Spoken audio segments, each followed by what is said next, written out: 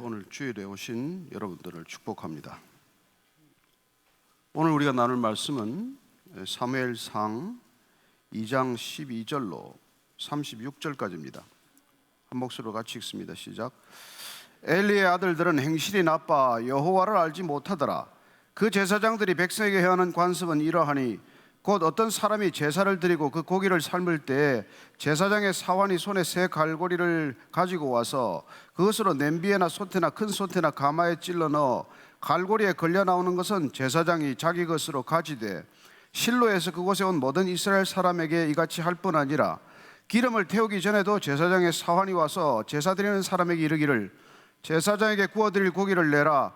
그가 내게 삶은 고기를 원하지 아니하고 날 것을 원하신다 하다가 그 사람이 이르기를 반드시 먼저 기름을 태운 후에 내 마음에 원하는 대로 가지라 하면 그가 말하기를 아니라 지금 내게 내라. 그렇지 아니하면 내가 억지로 빼앗으리라 하였으니 이 소년들의 죄가 여호와 앞에 심히 크면 그들이 여호와의 제사를 멸시함이었더라. 사무엘은 어렸을 때 세마포 에봇을 입고 여호와 앞에서 섬겼더라.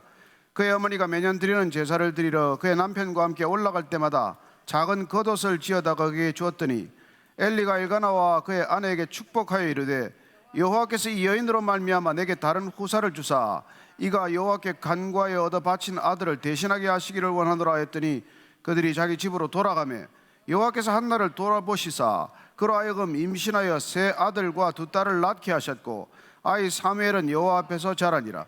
엘리가 매우 늙었더니 그의 아들들이 온 이스라엘에게 행한 모든 일과 회막문에서 수종들은 여인들과 동침하였음을 듣고 그들에게 이르되 너희가 어찌하여 이런 일을 하느냐.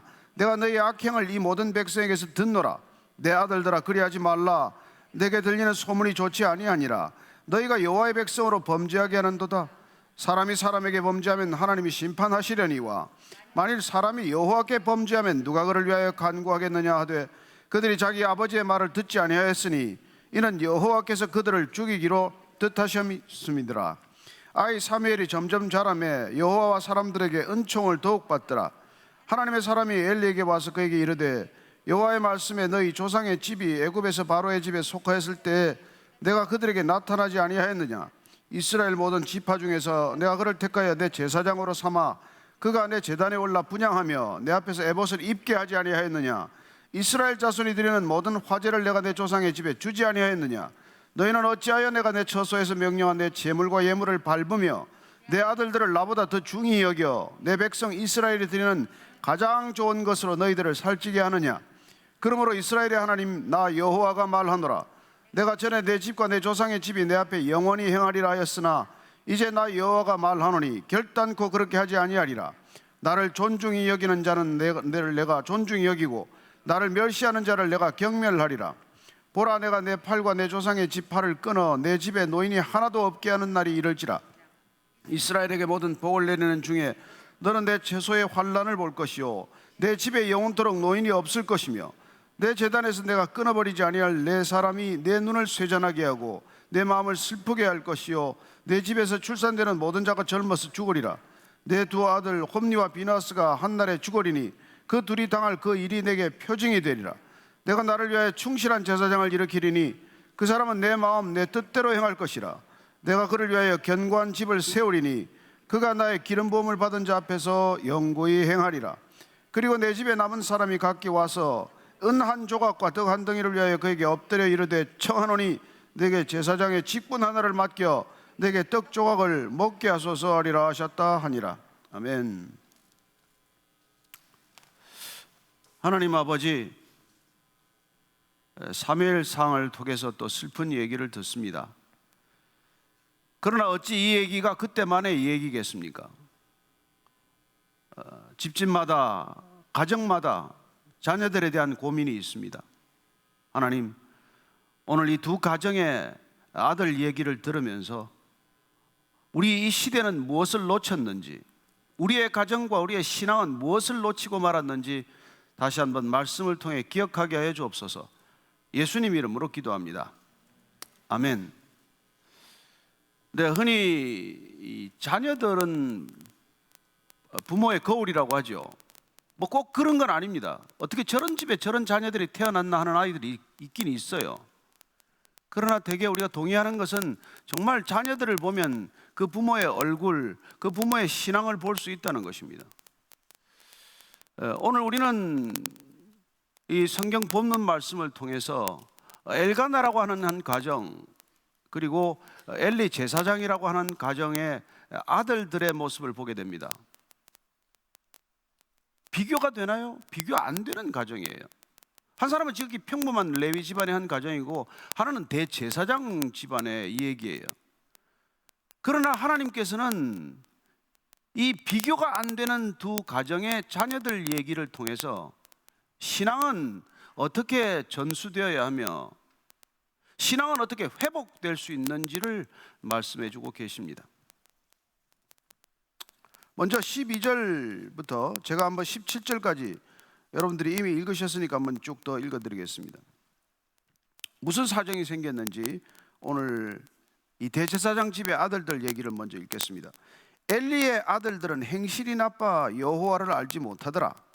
그 제사장들이 백성에게 행하는 관습은 이러하니 곧 어떤 사람이 제사를 드리고 그 고기를 삶을 때 제사장의 사환이 손에 3살 갈고리를 가지고 와서 그것으로 냄비에나 솥에나 큰 솥에나 가마에 찔러 넣어 갈고리에 걸려 나오는 것은 제사장이 자기 것으로 가지되 실로에서 그것에 온 모든 이스라엘 사람에게 이같이 할 뿐 아니라 기름을 태우기 전에도 제사장의 사환이 와서 제사 드리는 사람에게 이르기를 제사장에게 구워 드릴 고기를 내라. 그가 내게 삶은 고기를 원하지 아니하고 날 것을 원하신다 하다가 그 사람이 이르기를 반드시 먼저 기름을 태운 후에 내 마음에 원하는 대로 가지라 하면 그가 말하기를 아니라 지금 내게 내라. 그렇지 아니하면 내가 억지로 빼앗으리라 했으니 이 소년들의 죄가 여호와 앞에 심히 크면 그들이 여호와의 제사를 멸시함이었더라. 자, 이 오늘 상황을 한번 쭉 더 머릿속에 그리면 무슨 문제가 있는지를 잘 알 수 있죠. 엘리의 아들들은 먼저 행실이 나빠서 여호와를 알지 못했다라고 기록하고 있습니다. 아니, 어떻게 대제사장의 아들로 태어나서 평생 성막에서 자란 아이들이 제사장이 되었는데도 성경은 그들이 하나님을 알지 못했다고 기록할 수 있습니까? 뭐 오늘날 그 목사가 그리스도를 알지 못했다라고 기록한 것과 마찬가지 아니에요. 근데 이런 일이 있을 수 있다는 것입니다. 아니, 이런 일이 있었기에 오늘 우리는 이 성경 본문 말씀을 통해서 어려서부터 성전, 성막, 교회에서 자라는 것과 그 신앙이 하나님과 그리스도를 주를 제대로 아는 것과는 반드시 일치하지 않는다는 것을 말씀해 주고 계신 것이죠. 우리는 몇 대째 그리스도인 집안이다, 몇 대째 신앙이 전수되어 왔다라는 사실을 마치 신앙의 명문가처럼 자랑 삼아 말하는 거예요. 그래서 아버지가 목사면 아들도 목사를 만들기 위해 애를 쓰고, 부모가 장로 권사면 그 자녀들도 장로 권사 되는 것이 무슨 신앙의 목적인 것처럼 그렇게 알려지고 비춰져 있는 시대를 동일하게 삽니다. 그러나 대제사장의 아들로 태어나서 그도 또한 대제사장의 직위에 올랐을지라도 그가 하나님을 잘 아는 것과는 별개라고 하는 사실, 성경은 이 시대적 타락상을 다시 이렇게 정리해 주고 있는 것이죠. 어떻게 제사장이 하나님을 모를 수 있습니까? 아니, 하나님의 존재는 알겠죠. 그러나 하나님이 어떤 분이신지를 제대로 알지 못할 때 성경은 이렇게 표현하고 있는 것입니다. 얼마나 종교적인 의식에 익숙하겠어요. 모든 종교적 절차에 대해서는 잘 알고 있겠지만 그러나 정작 하나님을 모를 수 있다는 것입니다. 그것은 우리가 마치 얼마나 많은 예배를 드리고 얼마나 많은 성경을 암송하고 있다고 하더라도 하나님의 뜻대로 살아가는 본질에서 멀어짐으로써 하나님을 모르는 사람으로 살 수 있다는 거예요. 반복적으로 얘기하지만 사사기 시대의 가장 큰 타락은 레위 지파 레위인들의 타락에 있습니다. 성경은 한 시대의 타락을 종합적으로 정리할 때 종교적 타락, 종교적 부패로부터 모든 타락이 시작된다는 것을 우리에게 말씀해 주고 있습니다. 우리는 세상을 새롭게 하기 위해서 사회개혁이나 정치적, 경제적 개혁을 먼저 얘기할지 모르겠지만 하나님은 언제나 신앙이 개혁되지 않고서 한 시대가 개혁되는 일은 없다고 말씀해 주고 계신 것이죠. 따라서 시대적 타락상이 압축되어 있는 것이 종교적 타락이고, 그 타락의 핵심에는 이 제사장의 타락이 있다는 것입니다.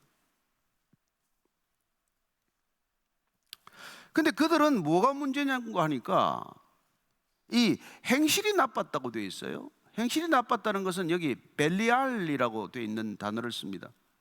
그건 어감이 행실이 나쁘다는 것보다도 훨씬 강한 뜻이에요.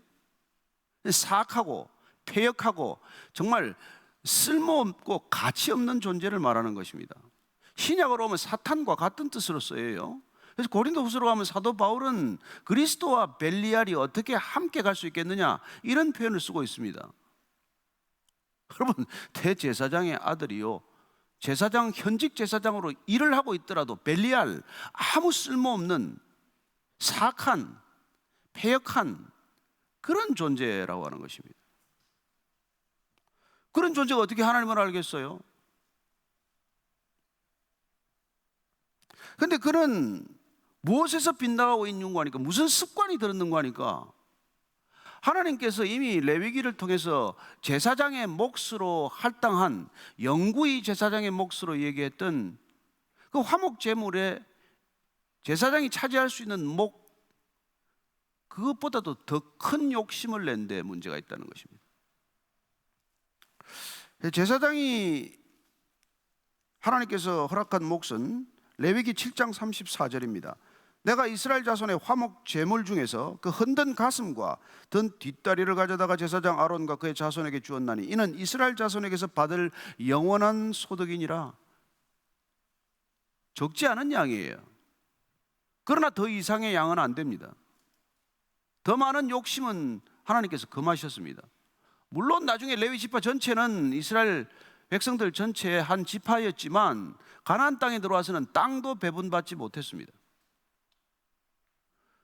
그러나 이 레위 지파는 점차적으로 타락을 해서 무슨 땅을 가지는 것은 물론이고 무슨 뭐 축첩하는 것은 마찬가지고, 심지어 하지 못할 일들을 기어이 하다가 제사장이 되어서도 율법을 무시하고 자기 마음대로 자기 몫을 정했다는 것이죠. 그래서 보니까 뭐 세 살 갈고리를 가지고 와서 그냥 아무거나 찍어가지고 걸리는 대로, 가장 큰 덩어리가 걸리든지 뭐 가장 맛있는 부위를 일부러 찍었는지 그걸 가져와서 먹게 하다가 그것도 진저리가 나고 그것도 이제 입에 물렸는지, 아니 난 구워 먹겠다, 날 것을 달라.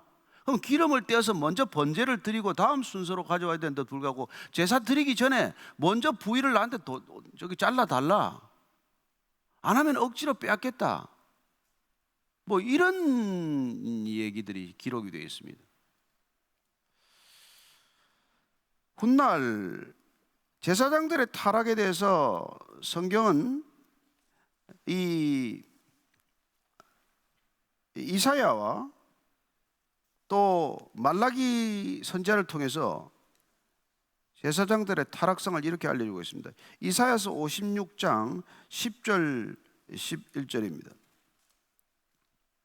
이스라엘의 파수꾼들은 맹인이요 다 무지하며 벙어리 개들이라. 짖지 못하며 다 꿈꾸는 자들이요 누워있는 자들이요 잠자기를 좋아하는 자들이니 이 개들은 탐욕이 심하여 족한 줄을 알지 못하는 자들이요 그들은 몰지각한 목자들이라. 다 제 길로 돌아가며 사람마다 자기 이익만 추구하며.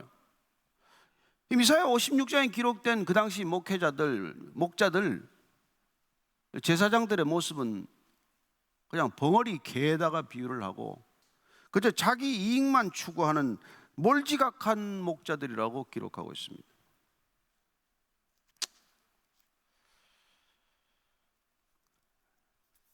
말라기 2장 7절 8절 9절은 이렇게 말합니다. 같이 읽습니다. 제사장의 입술은 지식을 지켜야 하겠고 사람들은 그의 입에서 율법을 구하게 되어야 할 것이니 제사장은 만군의 여호와의 사자가 됨이거늘 너희는 옳은 길에서 떠나 많은 사람을 율법에 거스르게 하는도다. 나 만군의 여호와가 이르노니 너희가 레위의 언약을 깨뜨렸느니라. 너희가 내 길을 지키지 아니하고 율법을 행할 때 사람에게 치우치게 하였으므로 나도 너희로 하여금 모든 백성 앞에서 멸시와 천대를 당하게 하였느니라 하시니라. 뭐 제사장만 이러면 좋겠습니다. 오늘날도 목사만 이런 대접을 받으면 좋겠습니다. 그럼 만약에 그리스도인 전체가 이런 대접을 받는 지경에 이르렀다면 우리 신앙이 어디서 빗나갔는지를 오늘 깊이 생각해야 하지 않겠어요?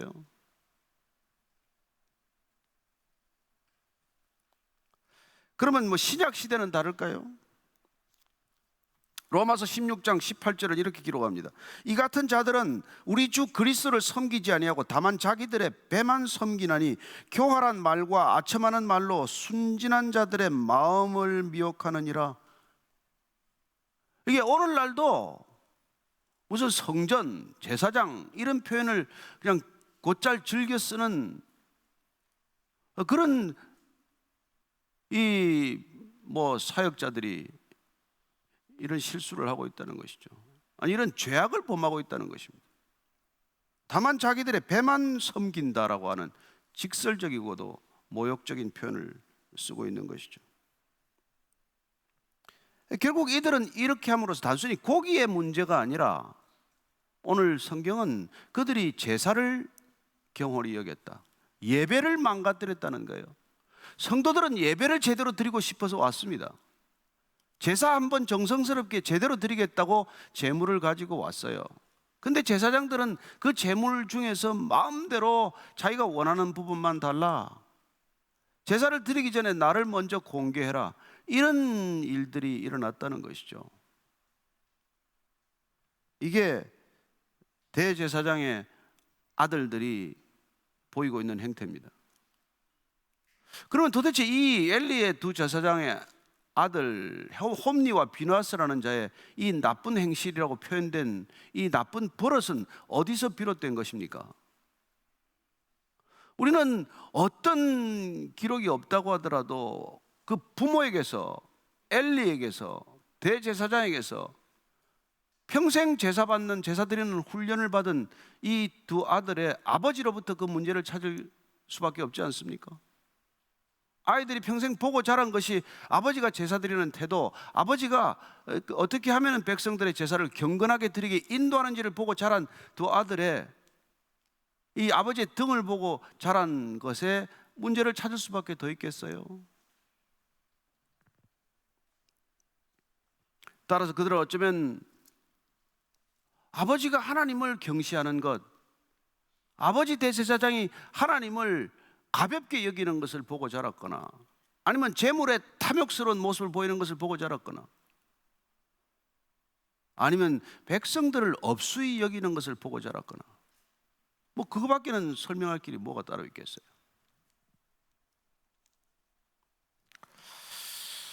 자, 오늘 성경은 이 제사장의 아들들의 실상에 이어서 이제 엘가나의 집에서 어렵게 태어난, 한나의 기도로 태어난 이 어린 사무엘이 어떻게 자랐는지, 또 그 아들을 제사장에게 맡겨놓고 어떻게 돌보는지를 이렇게 기록하고 있습니다. 18절에서 21절까지입니다. 같이 읽을까요? 시작. 사무엘은 어렸을 때에 세마포 에봇을 입고 여호와 앞에서 섬겼더라. 그의 어머니가 매년 드리는 제사를 드리러 그의 남편과 함께 올라갈 때마다 작은 겉옷을 지어다가 그에게 주었더니 엘리가 엘가나와 그의 아내에게 축복하여 이르되 여호와께서 이 여인으로 말미암아 내게 다른 후사를 주사 이가 여호와께 간구하여 얻어 바친 아들을 대신하게 하시기를 원하노라 하였더니 그들이 자기 집으로 돌아가매 여호와께서 한나를 돌보시사 그로 하여금 임신하여 세 아들과 두 딸을 낳게 하셨고 아이 사무엘은 여호와 앞에서 자라니라.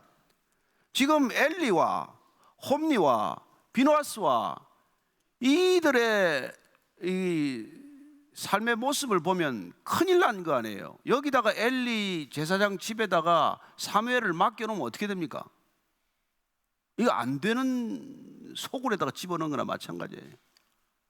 가장 타락한 제사장들 밑에 아들을 맡겼으니 무슨 뭐 기대할 바가 어디 있겠어요? 근데 왜 사무엘은 그러면 제대로 자랐냐는 거예요.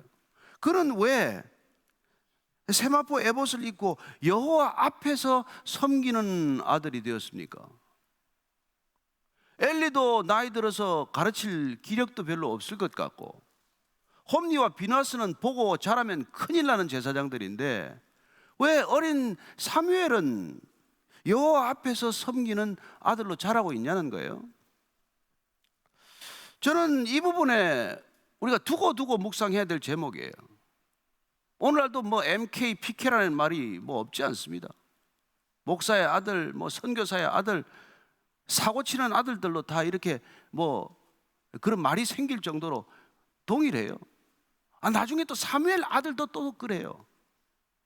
왜 그러냐는 것이 왜? 여러분, 풀리지 않는 의문을 오늘 여기서는 풀어주고 있습니다. 왜냐하면 그의 어머니가 매년 드리는 제사를 드리러 남편과 함께 올라갈 때 이 작은 겉옷을 해마다 아이와 떨어져 있음에도 불구하고 그 아이에게 갖다 옷을 입혔다는 거예요. 옷을 입혔다는 것입니다. 겉옷 하나지만은 어머니가 옷을 해마다 지어서 그 겉옷을 입혔다는 거예요. 여러분, 어머니가 해마다 그 한 번 아들 하나 옷 한 벌 주기 위해서 그 겉옷을 어떤 마음으로 지었겠어요?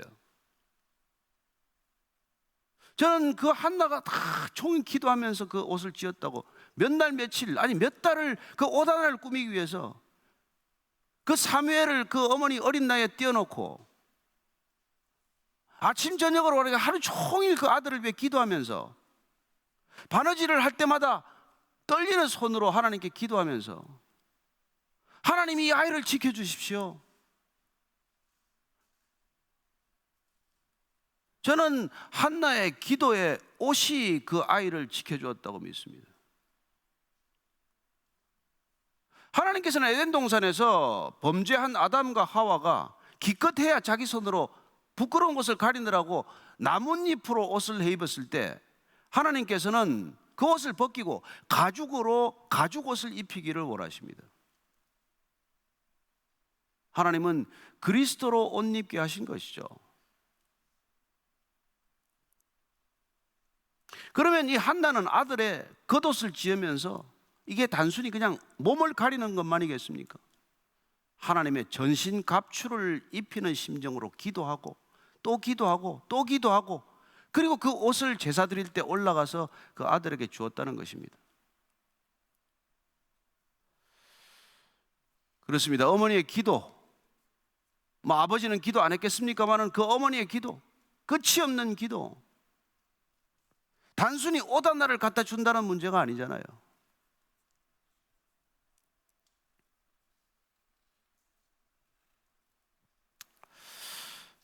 어쩌면 뭐 엘리가 자기 옷 안 가져와서 좀 섭섭했을지도 모르겠어요. 아들 옷만 가져오나 그랬을지 모르겠는데, 어쩌면 또 엘리에게 갖다 준 옷은 지금 기록이 안 됐을지도 모르죠. 저는 어머니가 아들의 옷뿐만이 아니라 제사장들의 옷도 지어주었다고 생각합니다. 그러니까 엘리가 이렇게 축복을 해요. 여호와께서 내게 다른 후사를 주사 이제 내게 하나님께 바친 아들을 대신하기를 원한다, 이렇게 축복 기도를 했어요. 그랬더니 하나님께서 한나를 돌보셔서 다시 임신하게 하더니 세 아들과 두 딸을 얻게 하십니다. 어떻게 타락한 엘리 제사장의 기도도 하나님께서 들어주십니까? 여러분, 하나님께서 엉뚱한 사람의 축복 기도도 들어주신다는 것을 기억하십시오. 죄인들의 축복 기도도 들어주신다는 것을 기억하십시오. 하나님께서 아브라함을 믿음의 조상으로 택한 이후에 하나님의 자녀들이 축복하는 사람은 무조건 축복해 주기로 결정을 하셨어요. 따라서 엘리 제사장 때문에 기도 응답이 있는 게 아닙니다. 엘리가 축복한 한나에게 하나님께서는 축복하신 것입니다. 저는 여러분들이나 저나 입만 열어 축복하는 사람이 되기를 축복합니다. 주님께서는 그 축복을 받아들이지 않으면 그 축복이 돌아올 것이라고 말씀해 주십니다. 저는 능력 없는 제사장이라도 축복 기도를 할 때 그 축복 기도가 능력이 있다는 것을 기억하시기 바랍니다. 그래서 비록 저같이 무능한 목회자라도 와서 축복 기도를 부탁할 때 저는 기쁜 마음으로 축복 기도를 하는 것이죠. 저 때문에 응답하는 게 아니라 간절한 마음을 가진 성도의 기도에 응답하시는 하나님의 은혜라는 것입니다. 또한 여러분에게 누가 축복 기도를 부탁하더라도 주저하지 않고 꺼려하지 않고 마음껏 축복하는 사람이 되기를 축복합니다. 이게 이 세상을 은혜롭게 만드는 하나님의 방법이요, 이 세상을 바꾸는 하나님의 지략, 하나님의 모략이라는 것입니다.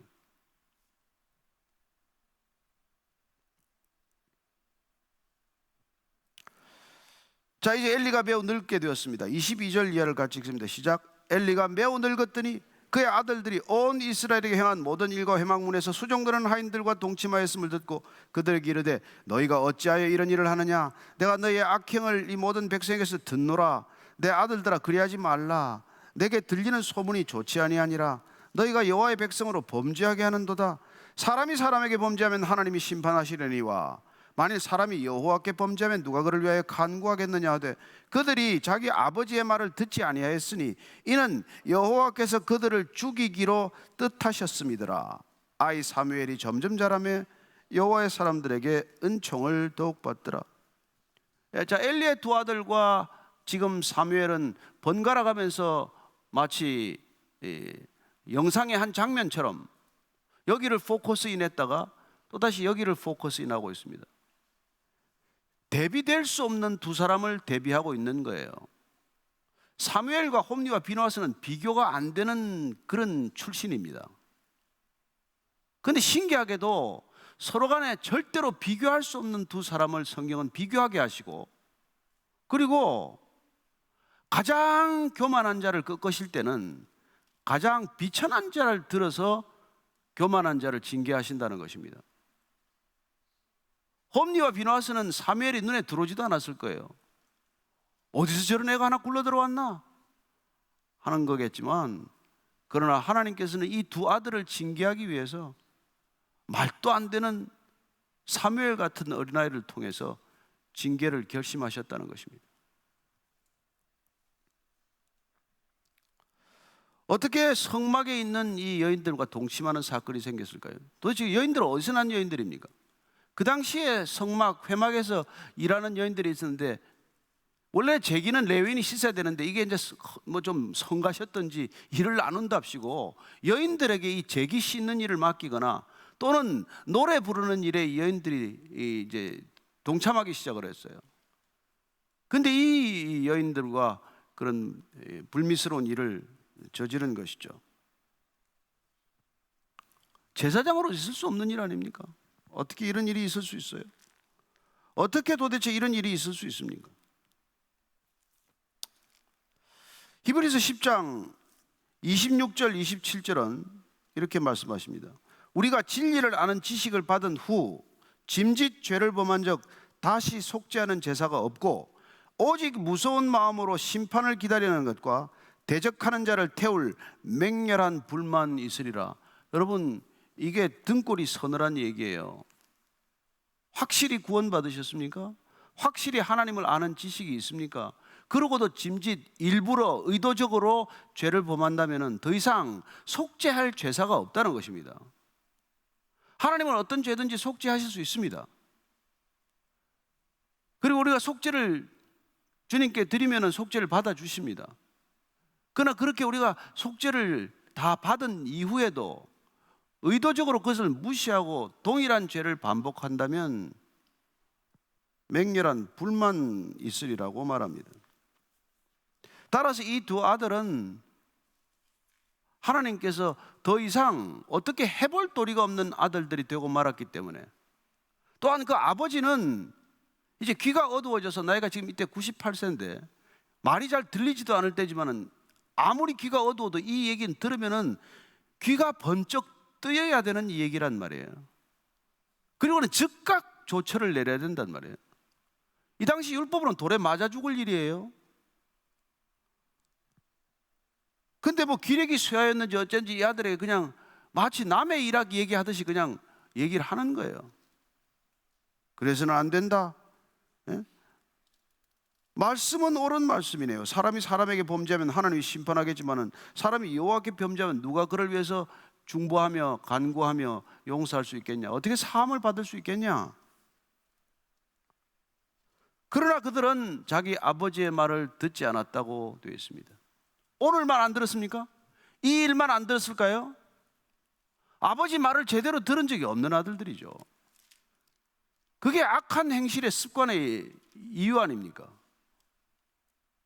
따라서 어떻게 우리가 자녀들을 길러야 되느냐? 그에게 관한 얘기는 우리가 두고두고 얘기하더라도 참 할 말이 없죠. 그런데 성경을 읽다가 이런 표현을 보면 꼭 시험 드는 사람이 있습니다. 하나님께서 그를 죽이기로 뜻하셨습니다. 하나님은 죽이는 게 취미인가요? 바로의 마음을 강팍하게 하셨다. 가나안 백성들의 마음을 완악하게 하셨다. 이런 표현에 걸려서 성경을 더 읽어내지 못하는 사람들이 있어요. 그 당시에 문학적 표현이니까 조금 더 이해를 할 법도 한데 그런 것에 딱딱 막히는 것이죠. 하나님이 죽이는 게 취미가 아닙니다. 하나님께서는 회개에 이르기를 원하시는 분이에요. 모든 백성이 구원에 이르기를 원하시는 분입니다. 그리고 그분께서는 회개의 영을 보내주세요. 나중에 초대교회 때 베드로가 고넬료 집에 갔다 온 사건을 놓고 시비가 일었을 때 고넬료 얘기를 듣고 나서 이스라엘의 그리스도인들이 그곳에도 이방인에게도 회개의 영이 역사했구나, 이런 얘기를 하는 것을 듣게 됩니다. 우리 사도행전 한번 잠깐 볼 텐데요. 사도행전 11장 18절 한번 보여요. 11장 18절에요. 이게 고넬료 얘기에 관한 건데, 그들이 이 말을 듣고 잠잠하여 하나님께 영광을 돌려 이르되, 그러면 하나님께서 이방인에게도 생명 얻는 회개를 주셨도다 하니라. 하나님께서 우리에게 생명을 주시기 위해서 생명을 얻는 회개를 주시고, 회개를 불러일으키기 위해서 회개의 영으로 우리에게 임하신다는 것입니다. 따라서 회개가 내 마음대로 됩니까? 내 의지대로 됩니까? 내 마음대로 안 됩니다. 여러분, 죄인들이 내 마음대로 회개되면 죄질 사람이 어디 있으며 구원 못 받을 사람이 어디 있습니까? 그렇게 우리가 회개의 영이 와도 우리가 끝없이 우리가 그걸 거절하기 때문에, 거부하기 때문에 하나님께서 이렇게 그들을 완악하게 하셨다, 강팍하게 하셨다, 그들을 죽이기로 작정하셨다, 이런 표현을 쓰는 것이죠. 신약에서는 이렇게 표현하지 않습니다. 사도 바울은 어떻게 말합니까? 내어버려 두셨다, 이렇게 표현하고 있어요. 그래서 로마서 1장을 한번 보시겠습니까? 로마서 1장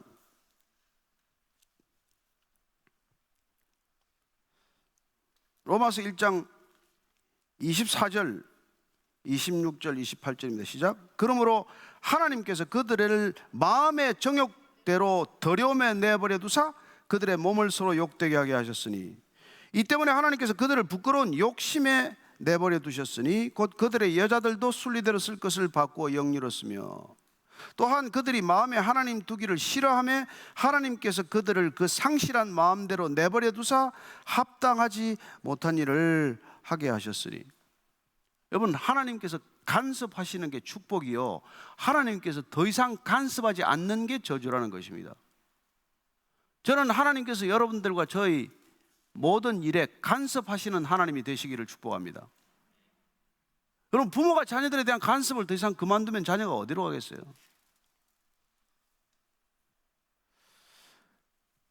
그러면 우리가 이런 일들이 있을 때 정말 답답한 것은, 정말 엘리가 그 아들들을 어떻게 했어야 되느냐는 것이죠. 이런 일들을 지금 얘기를 들었는데, 평생에 이런 듣도 보도 못할 얘기를 들었는데 어떻게 이런 얘기를 듣고 이렇게 평온하게 넘어갈 수가 있냐는 것이죠. 그래서 지금 하나님께서 그건 죽이기로 작정하셨다는 표현을 쓸 만큼 더 이상 하나님이 손쓸 도리가 없었다, 심판은 불가피해졌다, 그 뜻이죠. 저는 이 세상이 더 이상 손쓸 수가 없는 세상으로 치닫지 않게 되기를 바랍니다. 우리가 기도하는 이유가 뭡니까? 더 이상 손쓸 도리가 없는 세상이 되기를 우리가 내어버려 두지 않도록 주님께 기도하는 것이죠. 더 이상 하나님께서 이 세상에 손쓸 도리가 없다, 그렇게 되지 않도록 우리가 기도하는 것 아닙니까? 그럴 때 패망은 한순간에 오는 것이죠. 패망은 순식간에 오는 것 아닙니까? 잠언을 보면 이렇게 되어 있어요. 잠언 29장 1절 말씀입니다. 자주 책망을 받으면서도 목이 곧은 사람은 갑자기 패망을 당하고 피하지 못하리라. 마치 먹장 구름에서 빗방울이 하나 뚝 떨어지기 시작하면은 그냥 두두두두둑 쏟아지는 비가 되고 말듯이, 그 죄악의 무게를 이기지 못해서 쏟아지기 시작하면 그 패망은, 그 파멸은 순식간에 일어난다는 것입니다. 하나님께서 그걸 그냥 내버려 두시는 것 같고 언제 이걸 다 정리하실지 까마득해 보이지만, 그러나 그 죄악은 반드시 죄악 자체의 무게를 이기지 못해서 파멸에 치닫고 만다는 것이죠. 반면에 사무엘은 점점 자라면서 여호와와 사람들에게 은총을 더욱 받았다고 기록하고 있습니다. 홈리와 비느하스는 점점 사람들에게 증오의 대상이 되고 있는 반면에, 미움의 대상이 되고 있는 반면에, 사무엘은 점점 사람들로부터 사랑받고 은총받는 존재가 되었다는 것입니다. 저는 바른 신앙, 바른 습관이라고 믿습니다. 홈리와 비느하스는 제사를 드리는 습관이 무너졌어요. 하나님을 두려워하는 외경심의 버릇이 무너졌어요. 모든 나쁜 버릇이 고루고루 몸에 배이기 시작을 했습니다. 왜요? 익숙했기 때문에. 그는 어려서부터 성전에서 자랐고 그들은 어려서부터 대제사장의 아들들로 자라면서 모든 나쁜 버릇은 차근차근 다 몸에 배인 것이죠. 그리하여 예배를 익숙히 여기는 버릇, 백성들은 1년에 한두 번 예배드리기 위해서 그냥 온 마음과 뜻과 목숨을 걸고 그 예배에 임하는데, 날마다 드린다는 이유로 그 예배가 무너진 삶, 무너진 습관, 그 악한 행실의 습관이 그 일생을 파멸로 이끄신 것이죠. 따라서 우리는 예배를 어떻게 드려야 되는지에 대한 습관부터 우리가 점검하지 않으면 우리도 또한 이런 일들을 겪고 만다는 것입니다. 누가 예배를 경홀히 드리려고 하겠어요? 그러나 매일 드리다 보면, 매주 드리다 보면 한 주 빠지면 어때? 또 우리가 이처럼 비대면 예배가 익숙해지면 어디서 예배 드리면 어때? 맞습니다. 어디서 예배 드리면 어떨지 모르지만, 그러나 태도는 어때야 되느냐는 것이죠. 하나님을 향하여 가져야 할 경외심은 어떠냐는 것입니다. 하나님을 향한 경외심이 없는 예배가 어떻게 예배가 될 수 있습니까? 하나님을 두려워하는 일말의 마음이 없이 어떤 예배가 가능합니까? 그러나 뜻밖에도 제사장들은 전혀 하나님을 두려워함이 없다는 것이죠.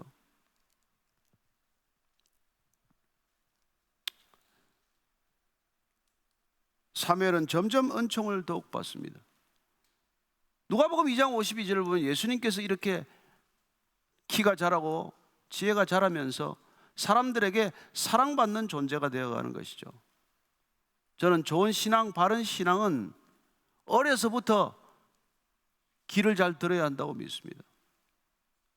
그러나 우리는 이 시대에 왜 그렇게 많은 그리스도인들 가정 속에서 수많은 자녀들이 신앙 안에 자라지 못하고 신앙을 떠나게 되었냐는 것이죠.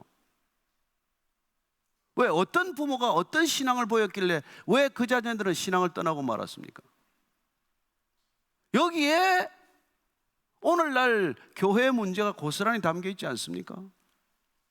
이 시대 다음 세대가 부모 세대의 신앙을 이어받을 수 없게 된 데에 문제의 본질이 있지 않습니까? 그러면 아이들이 떠나는 신앙의 거울이 된 이 아이들 신앙은 부모의 어떤 신앙을 고스란히 비추고 있습니까? 하나님보다도 더 다른 중요한 것이 있다는 것을 가르친 것이죠.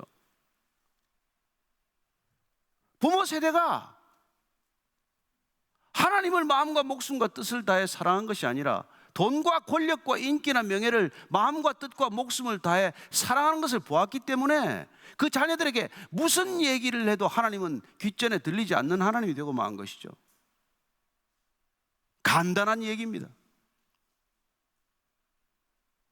부모가 그 어떤 것보다도 하나님을 더 중요하게 생각하지 않는데 어떤 자녀가 그렇게 생각을 하겠어요? 그러면 그냥 교회만 나오면 그냥 목사만 되면, 장로만 되면 좋은 신앙이냔 말이에요. 그것도 아니라고 말하지 않습니까?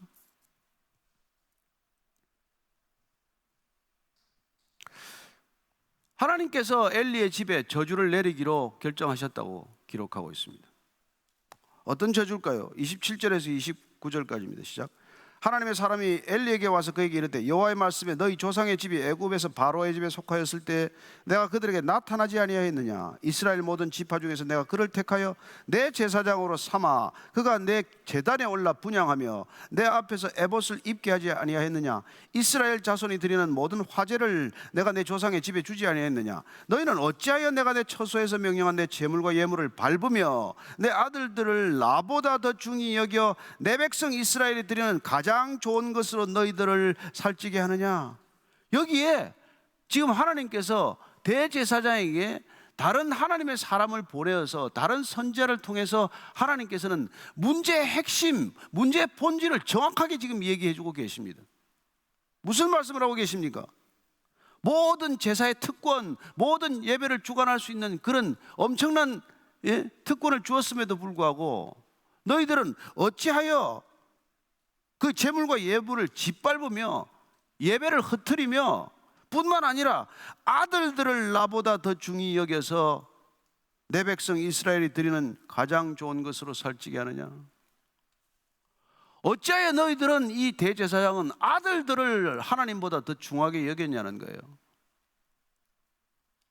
자, 아이들이 신앙을 잃어버린 이유가 뭐라고요? 하나님보다 아들들을 더 중하게 여기다가 일어난 일이라고 말씀하고 계십니다. 너희들이 나보다도 너 자녀를 더 귀하게 여기다가 이런 일이 생겼다는 거예요. 여러분, 우리가 신앙의 마지막 테스트는 뭡니까? 아브라함의 신앙의 테스트는 뭐예요? 마지막에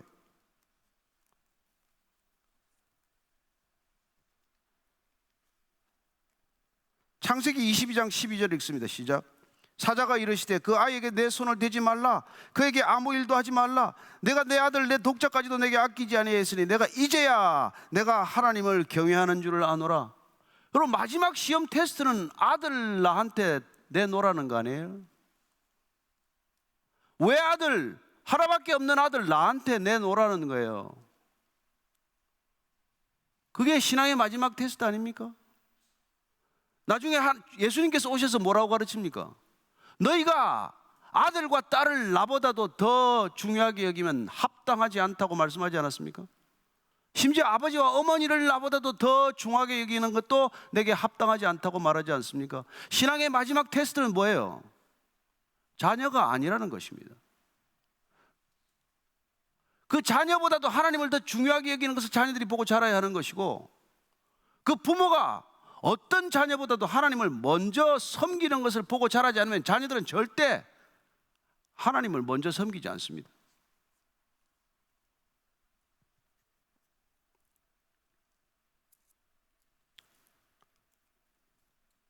오늘날 그토록 부흥하는 것만 같았던 교회가 다시 한번 어려움을 겪게 되는 까닭은, 축복받은 한국 교회가 많은 자녀들의 축복도 함께 받았지만은 그 자녀들이 부모의 신앙에 합당한 신앙이 되지 못하거나 아니면은 교회를 떠나버렸거나 그렇게 된 까닭은 부모가 그 무엇보다도 하나님을 전심으로 사랑하는 모습을 보고 자라지 못한 때문이죠.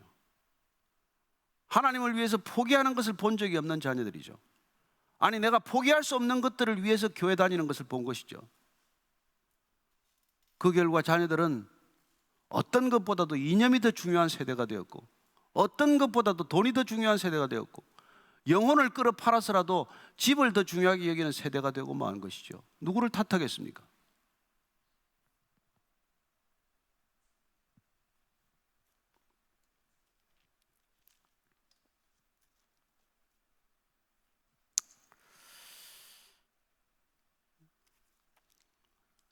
매를 들어야 할 때 매를 들지 않았고, 나무라야 할 때 나무라지 않았고,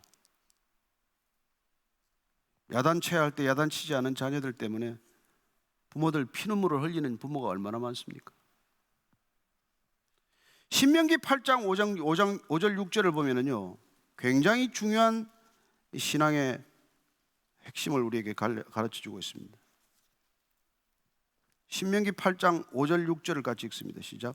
너는 사람이 그 아들을 징계함 같이 내 하나님 여호와께서 너를 징계하시는 줄 마음에 생각하고 내 하나님 여호와의 명령을 지켜 그의 길을 따라가며 그를 경외할지니라. 이게 가나안 땅에 가서 신앙을 지키는 하나님의 명령이에요. 자, 이걸 역순으로 읽어보십시다. 그러면 8장 5절 6절을 거꾸로 읽으면 신앙이란 뭡니까? 하나님을 경외하는 거예요. 경외하려면 어떻게 해야 될까요? 그의 길을 따라가야 돼요. 하나님의 길을 따라가려면 어떻게 됩니까? 하나님의 명령, 말씀을 지켜야 돼요. 하나님의 명령을 안 지키면 어떻게 됩니까? 하나님께서 징계하신다는 것을 기억하라는 거예요.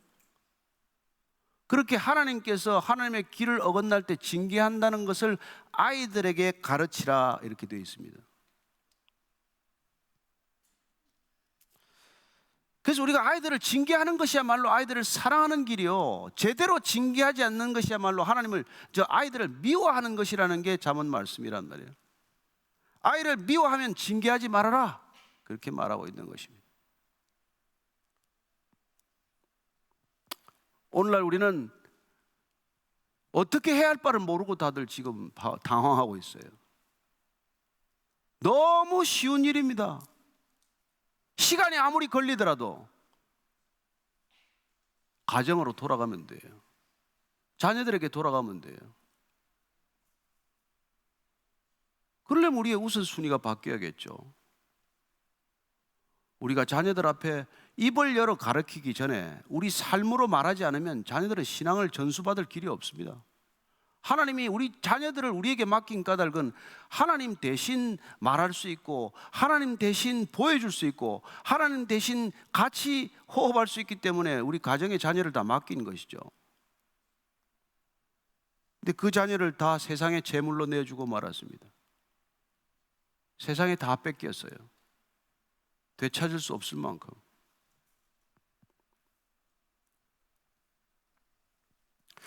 자, 30절 이하를 쭉 읽고 마치겠습니다.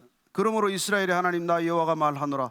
내가 전에 내 집과 내 조상의 집이 내 앞에 영원히 행하리라 했으나 이제 나 여호와가 말하노니 결단코 그렇게 하지 아니하리라. 나를 존중히 여기는 자를 내가 존중히 여기고 나를 멸시하는 자를 내가 경멸하리라. 보라, 내가 내 팔과 내 조상의 집 팔을 끊어 내 집에 노인이 하나도 없게 하는 날이 이를지라. 이스라엘에게 모든 복을 내리는 중에 너는 내 처소의 환난을 볼 것이요 내 집에 영원토록 노인이 없을 것이며 내 제단에서 내가 끊어버리지 아니할 내 사람이 내 눈을 쇠잔하게 하고 내 마음을 슬프게 할 것이요 내 집에서 출산되는 모든 자가 젊어서 죽으리라. 내 두 아들 홈니와 비나스가 한날에 죽으리니 그 둘이 당할 그 일이 내게 표징이 되리라. 내가 나를 위하여 충실한 제사장을 일으키리니 그 사람은 내 마음 내 뜻대로 행할 것이라. 내가 그를 위하여 견고한 집을 세우리니 그가 나의 기름 부음을 받은 자 앞에서 영구히 행하리라.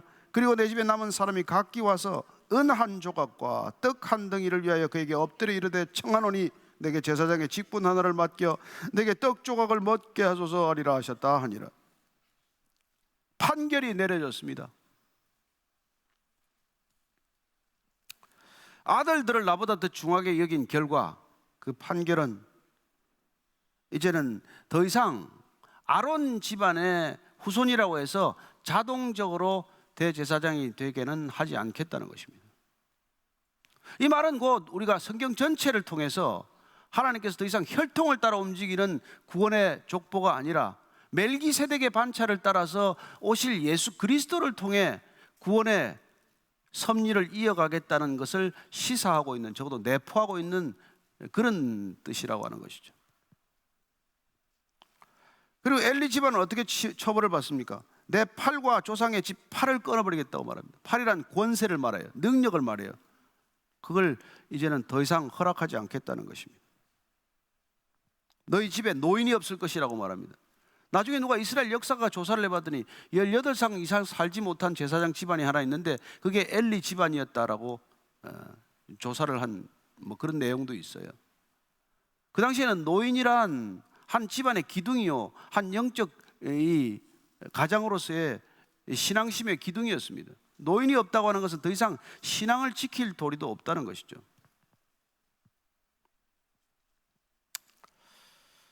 그리고 무엇보다도 홈니와 비나스가 한날에 죽을 것이라고 말합니다. 대신 충실한 제사장을 일으키는데 그 제사장은 내 마음 내 뜻대로 행할 것이라.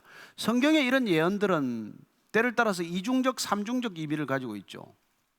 예를 들어서 다윗에게 내가 내 집을 일으키겠다고 할 때 그 다음 왕이 되는 솔로몬을 뜻하기도 하지만 궁극적으로 우리가 예수 그리스도를 통해서 온 이 집안이 영원한 왕위를 이어가겠다고 말씀하셨듯이 오늘 내 뜻대로 내 마음대로 행할 제사장을 일으키겠다는 하는 것은 사무엘을 말하기도 하지만, 그러나 궁극적으로는 긴 예언, 호흡이 아주 긴 예언을 통해서 보면 예수 그리스도를 통해서 이 제사장의 역할을 감당케 하실 것이라는 말씀이죠. 그리고 여기 보면은 내가 나의 기름 부음을 받은 자 앞에서 그가 영구히 행하리라. 그래, 이 기름 부음 받은 자를 세움으로써 사울과 다윗으로 넘어가는 왕정 시대가 시작될 것임을 또한 시사하고 있는 말씀이에요. 문제는 엘리 집안이 어떻게 된다고요? 은전 한 잎을 구걸하는 집안이 된다는 거예요. 빵 한 조각을 위해 구걸하는 집안이 된다는 거예요. 제사장이 되어야 그나마도 그것이라도 먹고 사는 집안이 된다는 것입니다. 비참한 결과죠. 오늘 이 두 가정의 얘기를 들으면서 어떻습니까? 남들이 다 부러워하는 대제사장의 집안입니까? 아니면은 그렇게 지극히 평범한 한 레위 지파의 집안이지만 엘가나와 한나 부부 사이의 금슬도 좋고, 그리고 그렇게 어렵사리 얻은 아들을 하나님께 기꺼이 드린 그 가정을 원하십니까? 아니, 이 두 가정의 얘기를 들으면서 우리는 도대체 어떤 가정이라고 생각하십니까? 저와 여러분의 가정은 어떤 가정입니까? 오늘 하나님께서는 가정의 얘기를 듣게 하심으로 우리가 어떤 가정을 세워야 할지, 어떤 가정 속에서 신앙이 지켜지는지, 어떤 신앙을 지켜야 하나님께서 하나님의 구원의 역사를 이어가실지를 깊이 생각하게 하신다는 것입니다. 저와 여러분들이 하나님께서 마음껏 쓰실 수 있는 제사장, 참된 제사장 가문이 되기를 축복합니다. 몇 대째 이어가는 신앙의 형식이 아니라 당대 신앙이라 할지라도 하나님께서 마음대로 쓰실 수 있는 신앙이 되기를 바라고, 그 가정의 놀라운 믿음의 자녀들을 통해서 이 땅이 여전히 소망이 있는 땅이 되기를 축복합니다. 한 주간 여러분들 가정을 돌보십시오. 고난 주간에 어떤 약속보다도 자녀들과 함께 신앙의 약속을 할 수 있게 되기를 축복합니다. 그때 하나님께서는 다시 이 세상을 회복시킬 수 있는 그야말로 한 줄기 빛을 그 가정을 통해서 이 세상에 비추시게 될 것입니다. 오늘 기도할 때 하나님, 정말 이런 가정이 되게 하여 주옵소서, 이런 신앙이 되게 하여 주옵소서, 이런 자녀들 되게 하여 주옵소서, 이런 다음 세대가 되게 하여 주옵소서, 이런 교회가 되게 하여 주옵소서. 간절한 마음으로 다시 한번 같이 기도하십시다. 하나님 아버지, 오늘 주께서 우리에게 귀한 자녀들을 맡겨주셨습니다. 자녀들을 주님께 드리면 자녀가 잘못됩니까? 자녀를 주님께 드리면 자녀를 잃어버립니까? 주님, 자녀를 주님께 마음 놓고 맡길 수 있게 하여 주옵소서. 세상에 맡기는 자녀들이 아니라 세상의 탁월함을 정말 알기에 앞서서 하나님이 알아주는 자녀들 되게 하여 주옵소서. 하나님, 판사와 검사를 만드는 교육이 아니라, 정말 목사와 의사를 만드는 교육이 아니라 사람 만드는 교육이 신앙교육인 줄로 믿습니다. 하나님, 무슨 일을 하기에 앞서서 진정한 사람 되게 할 수 있도록 주님께서는 우리를 부르셨고 우리를 구원하셨고 우리를 거듭나게 하셨습니다. 하나님, 무슨 일을 하든지 우리 자녀들이 먼저 거듭나게 하시고 거듭난 자녀들로 이 세상을 당당히 이기며 주어진 모든 것들을 감당케 하여 주옵소서. 하나님, 탁월한 자녀들이 되기에 앞서서 주님을 사랑하는 자녀들이 되게 하시고 능력 있는 자녀들이 되기에 앞서서 거룩하고 경건한 자녀들 되게 하여 주옵소서. 아니, 먼저 우리가 그런 부모 되게 하여 주옵소서. 하나님 아버지, 사랑하는 자녀들을 주님께 올려드립니다. 부끄럽고 돌이켜보면 손을 쓸 수 없는 자녀들이 되고 말았지만 주님, 그 자녀들 받으셔서 주님께서 거룩하고 믿음 있는 자녀들로 세워주시기를 간절히 원하오니, 주님, 이 고난주간에 저희들이 무릎이 정말 아픈 한이 있더라도 엎드려 주님께 다시 한번 간구하니, 사랑하는 자녀들, 주님, 세상에 빼앗긴 자녀들이 아니라 주님이 되찾으시는 자녀들 다 되게 하여 주옵소서. 그래 다음 세대 신앙이 이 나라를 일으키는 진정한 불꽃 같은 횃불 같은 신앙 되게 하여 주옵소서. 예수님 이름으로 기도합니다. 아멘.